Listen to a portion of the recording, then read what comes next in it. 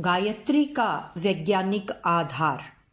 श्रुति में कहा गया है कि सृष्टि के आरंभ में परमात्मा की इच्छा हुई कि एको अहम बहुश्यामि, मैं एक से अनेक हो जाऊं।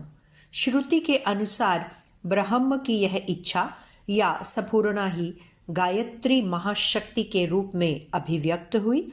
सर्वप्रथम उद्भूत होने के कारण ही गायत्री का एक नाम आदि शक्ति पड़ा। इस प्रकार ब्रह्म और गायत्री के संबंध से यह सारी सृष्टि उत्पन्न हुई है। आदि शक्ति के दो रूप हुए, एक चेतनामय, दूसरा पदार्थमय।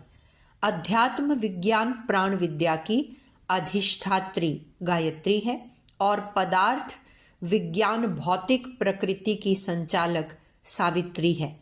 विचार, संकल्प, इच्छा, भावना, मन, बुद्धि, चित्त, अहंकार, प्रेरणा, सत, रज, तम, प्राण, जीवन, वह सब गायत्री का क्षेत्र है।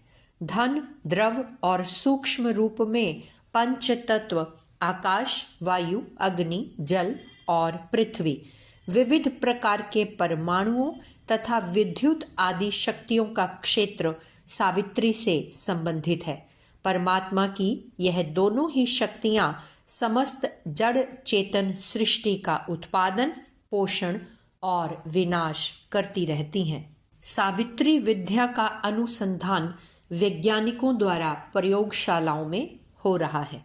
उसके आधार पर अगणित आविष्कारों से प्रकृति के ऐसे रहस्य मालूम होते जा रहे हैं जिनके द्वारा अणु बम, हाइड्रोजन बम, मारक किरण जैसे उत्पादन हो रहे हैं, जिससे सृष्टि में प्रलय की स्थिति उत्पन्न हो रही है।